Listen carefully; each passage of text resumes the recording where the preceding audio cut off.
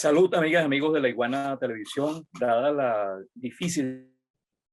situación que se ha presentado en Colombia con el paro nacional y la respuesta represiva que ha tenido el gobierno de Iván Duque a las protestas populares, hoy vamos a conversar con Jorge Laverde. Él es distrital de Bogotá, de este paro nacional, y además es un dirigente sindical del magisterio, de los maestros. Y bueno, primero que nada, Jorge, bueno, bienvenido, y quería preguntarte el balance de último minuto, ¿no? Porque sabemos, hemos tenido poca información, sabemos que los grandes medios de comunicación están haciendo un cerco muy importante hacia afuera de Colombia. ¿Cuáles son las últimas informaciones que hay sobre lo que ocurrió, sobre todo en la noche y en la madrugada? Sí, pues tenemos que hablar que estamos en un paro, que ya hoy es el noveno día del paro, que inició el 28 de abril con una gran marcha que se hizo en todo el país y se paralizó la ciudad, se paralizaron las distintas ciudades del país y pues fue una manifestación muy grande, majestuosa. Igual se continuó porque el paro era solo por un día, pero resulta que ya la gente no aguanta y ante esa situación tan complicada que tiene en medio de la pandemia, la cuarentena, encerrados con los pequeños propietarios en crisis, los estudiantes sin la misma educación, o sea, hay toda una serie de problemas muy complicados que lleva a que la gente ese mismo día en la noche hiciera cacerolazos y continuó la protesta. Ya llegó el 1 de mayo y hasta el día de ayer que volvimos nuevamente a la calle en una marcha muy grande, creo tal vez más grande que la misma 28 en el caso de Bogotá, y en todas las ciudades se manifestaron y digamos que la protesta sigue, o sea, en las calles la gente autónomamente, espontáneamente sale a protestar. Sí, hay un Comando Nacional de Paro que está organizado con las centrales obreras, con los sectores populares, los partidos políticos de la izquierda, etcétera, pero la gente espontáneamente está saliendo en los barrios, en los sectores, en las ciudades, pero la represión sigue siendo, dándose. Pues ayer el último dato que teníamos es que ya van 24 asesinados. La policía está disparándole a la gente, sobre todo en la ciudad de Cali. Y la ciudad de Cali en este momento se ha declarado en conmoción interior, es decir, que la fuerza pública puede intervenir, se pueden allanar, no hay todas las condiciones de legalidad. Aquí en la capital, afortunadamente, pues se habla de un muerto, pero que se dice que no está relacionado, pero sabemos que ha habido atropellos, hay estudiantes jóvenes que han perdido los ojos por disparos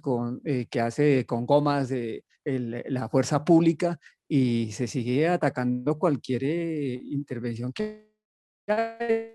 pacífica, pero digamos, mira, anoche, ayer en la tarde, después de la gran movilización que hubo hacia el centro de la capital, hasta la Plaza de Bolívar, se dieron movimientos en todos los sectores de Bogotá, se paralizó toda Bogotá, el transporte ya después de las 3 de la tarde ya no lo había, los camioneros han estado protestando también, los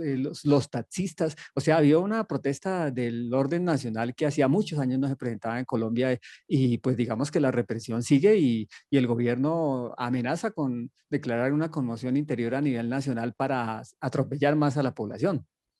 Eso quería que puntualizarlo, ¿no? Que ayer el presidente Duque, o anteayer, no recuerdo,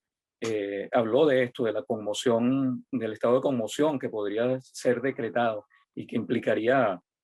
una mayor represión y violación de los derechos, el debido proceso, etcétera. ¿En qué consiste exactamente esa figura en la legislación Sí, colombiana? sí, el declarar en estado de conmoción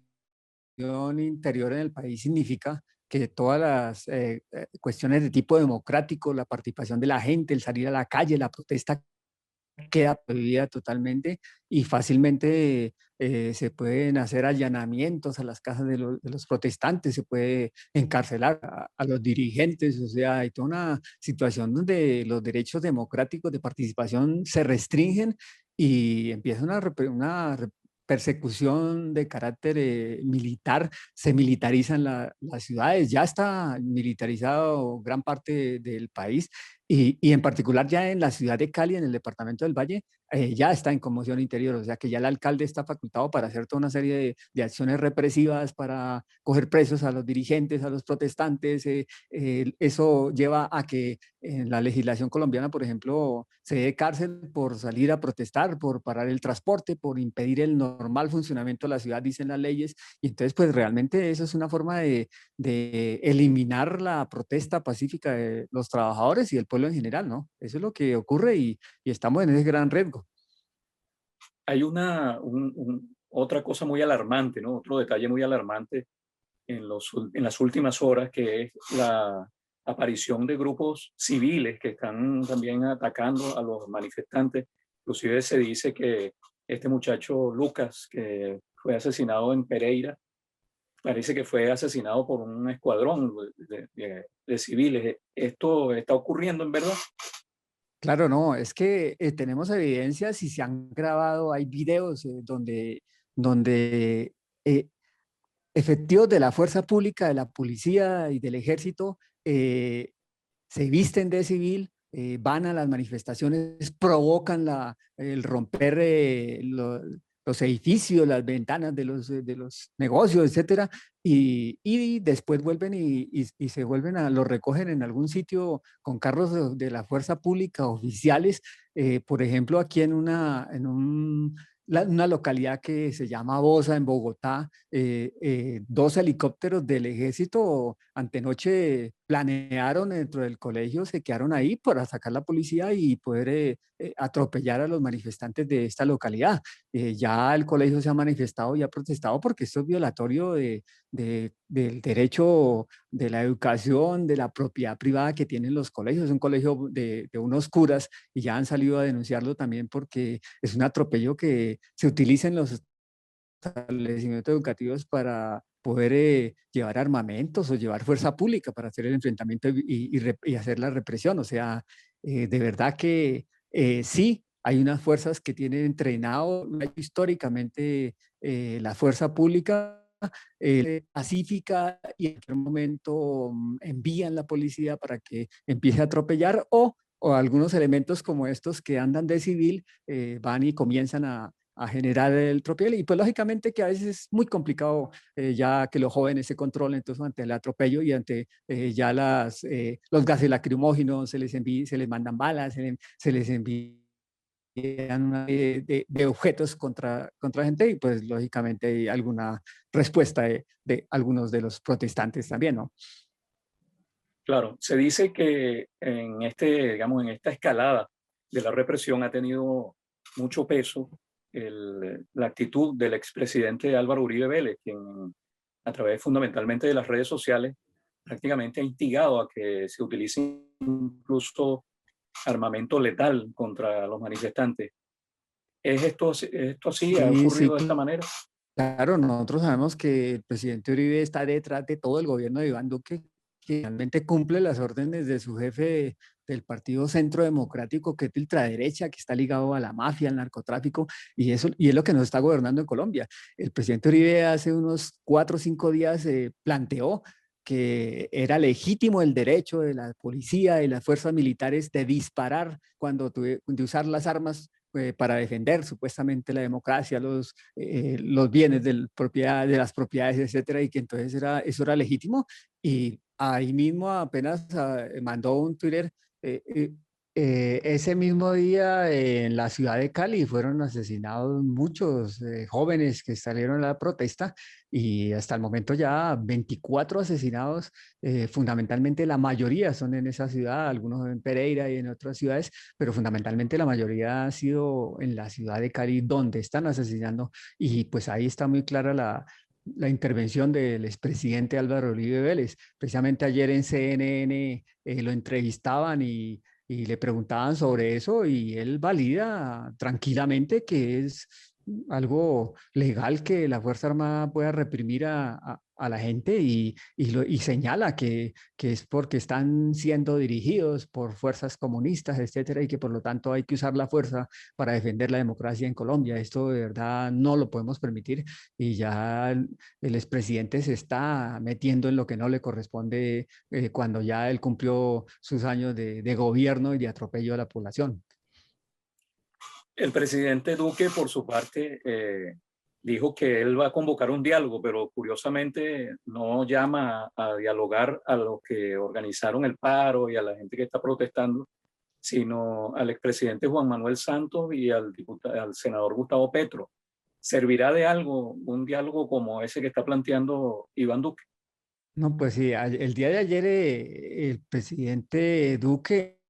que tiene todos los días, nos pone a escucharlo de 6 a 7 de la noche o pone a la población a escuchar, a decir un poco de mentiras y cuestiones ahí. Sí manifestó que habría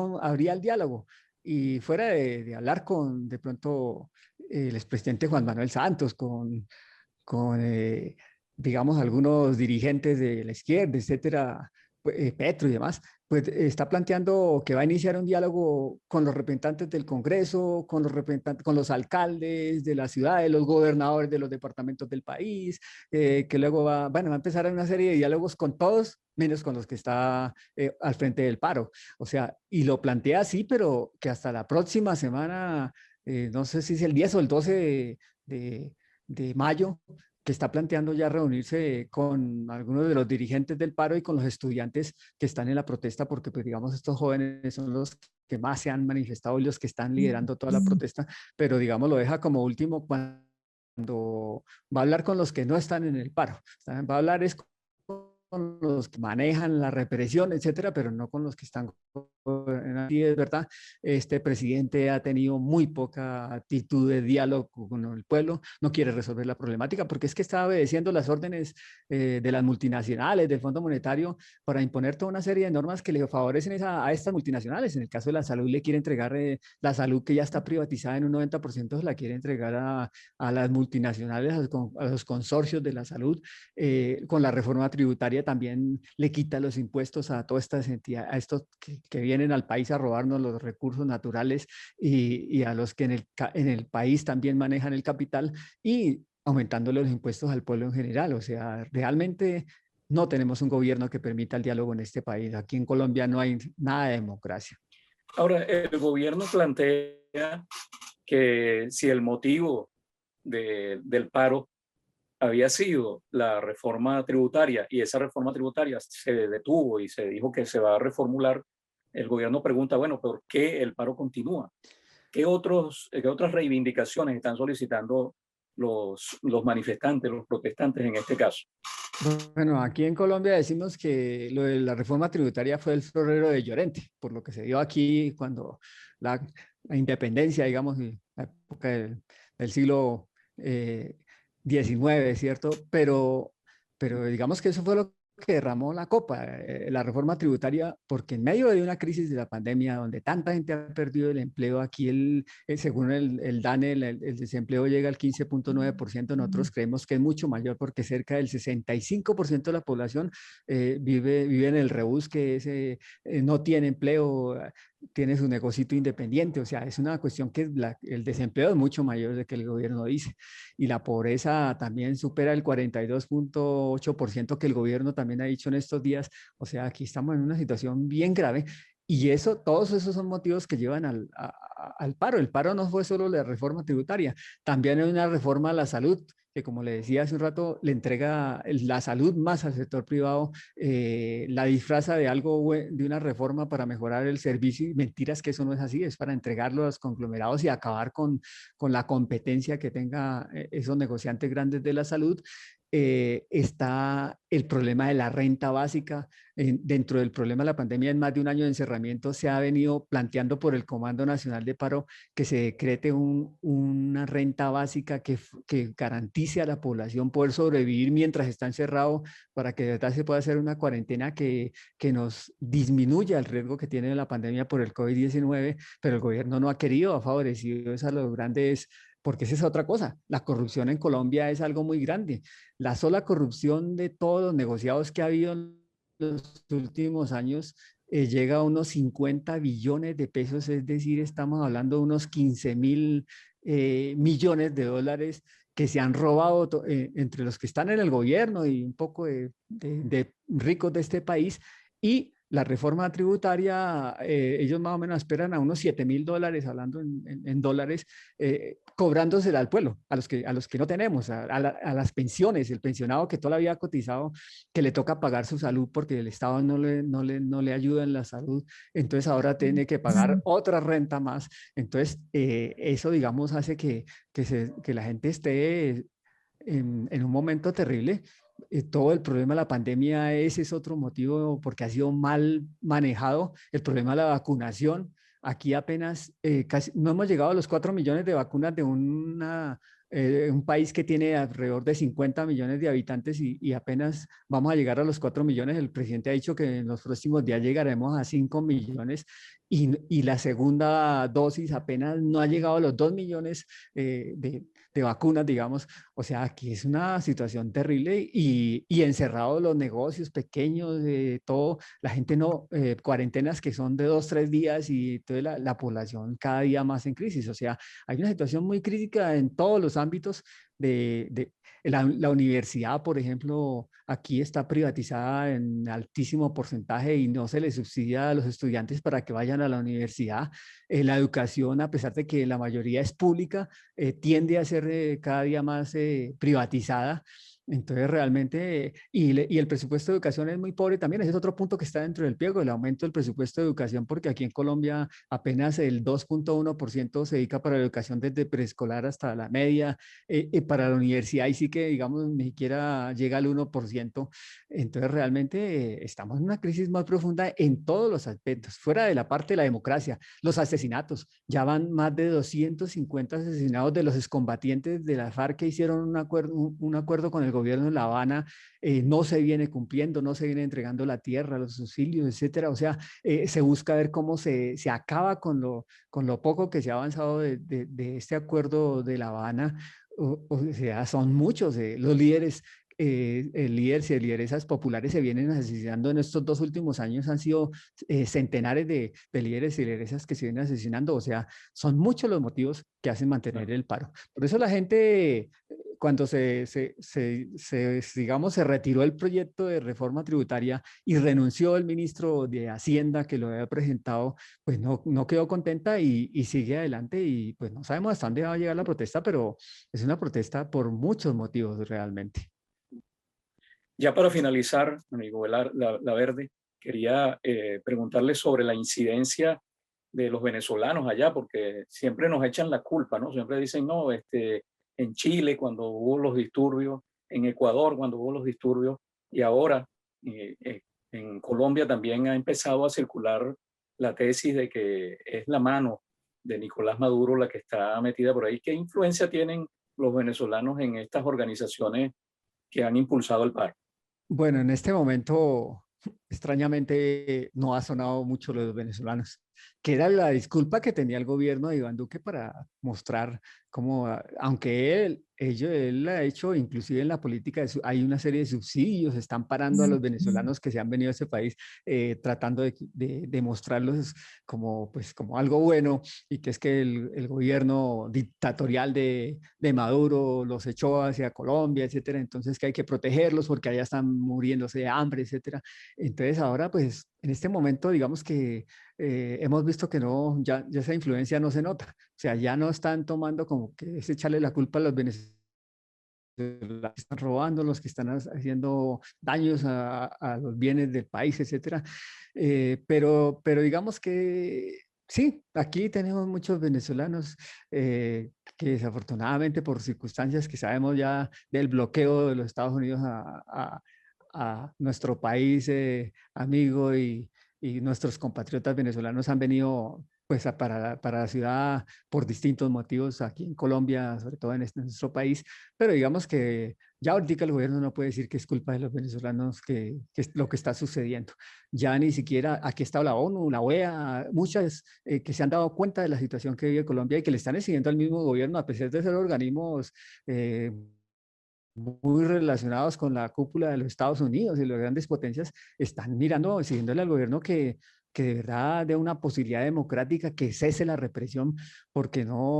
tampoco pueden aceptar esto a nivel de los ámbitos internacionales. Entonces, sí, aquí se habla de que hay como unos 2 millones de venezolanos aproximadamente, pues, pero digamos que ahorita durante el paro no ha sonado mucho lo del efecto que pueda tener el que estén aquí los venezolanos en Colombia. Qué bueno, por lo menos en ese caso no se nos está señalando como los principales responsables, aunque no sería extraño que en los próximos días surja esa tesis por allí. Bueno, Ah, le no, doy las sí, eso. gracias. Adelante, Jorge.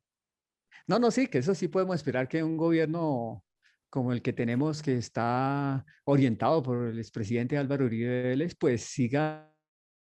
echándole la culpa al presidente Maduro y, y al gobierno revolucionario de Venezuela de los males que le pasa a Colombia, que nosotros, por lo menos en el sector social, popular, en los dirigentes sindicales y que estamos en la lucha, sabemos que eso no es cierto, sino que más bien hay que ver cómo logramos apoyar esos procesos que se han de cambio allá en Venezuela. Le agradezco la Bueno, le doy invitación. las gracias a Jorge Laverde,